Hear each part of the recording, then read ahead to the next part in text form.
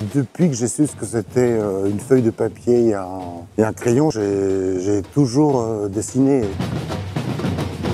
Je m'intéresse à ce segment de temps qu'est la vie, avec un début, un milieu et puis, bon, on va pas se mentir, une fin.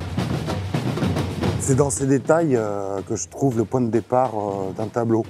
Ah, ça peut être une expression vue dans la rue, ou un morceau une bride de conversation qui passe autour de l'oreille. Ça peut être un tire-bouchon qui a été oublié de la veille et qu'on retrouve là au petit déjeuner. La question, elle était quelle a été sa vie, qui l'a inventé.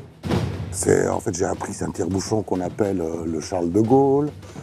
Ça vient du fameux je vous ai compris qu'il avait prononcé. Voilà, donc ça peut être des choses comme ça qui se mélangent, mais ça peut être aussi très bien ce que les barman disent à leurs clientes au comptoir. Je dois avoir une sorte de marmelade à la place du cerveau. Je laisse les idées s'associer toutes seules, je ne cherche pas à les contrôler. Et au final, ça donne une toile qui raconte un peu ce qu'elle veut. J'ai pas peur d'utiliser l'ordinateur. Pour moi, c'est un outil comme un autre, comme le crayon. Il permet en plus de tester des choses que seraient trop laborieux à faire à la main. Donc ça permet d'explorer des nouvelles pistes. J'ai envie de couleurs le plus lumineuses possible, essayer d'avoir des couleurs intenses.